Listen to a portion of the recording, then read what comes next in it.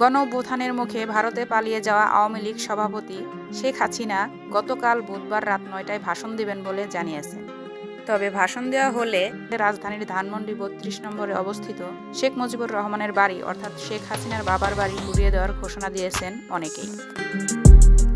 ফেসবুকে বিভিন্ন অ্যাক্টিভিস্ট ৩২ নম্বর গুড়িয়ে দেওয়ার কথা লিখেছেন। রাত ৯টায় তারা বুলডোজার নিয়ে হাজির হবেন বলে জানিয়েছেন। অন্তর্বর্তী সরকারের উপদেষ্টা আসিফ মাহমুদ, সজীব ভুঁইয়া, বৈষম্য বিরোধী ছাত্র আন্দোলনের আহ্বায়ক হাসনাত আবদুল্লাহর দেওয়া পোস্টেও পাওয়া গেছে কর্মসূচিতে তাদের সমর্থনের বিষয়টি।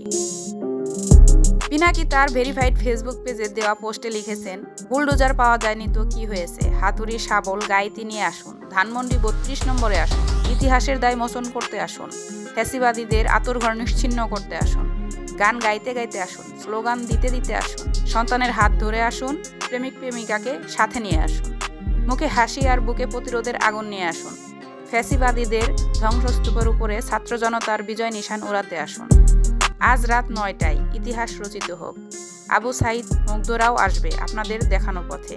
আসুন অসমাপ্ত কাজ আজ আমরা সম্পাদন করি, ইতিহাসের দায় মোচন করি। পিনাকির এই ফেসবুক পোস্টের পরই সেদিন রাতেই বুলডোজার দিয়ে ধানমন্ডি ৩২ নম্বরে বঙ্গবন্ধু শেখ মুজিবুর রহমানের বাড়ি ভাঙা শুরু করে বিক্ষুব্ধ ছাত্র জনতা।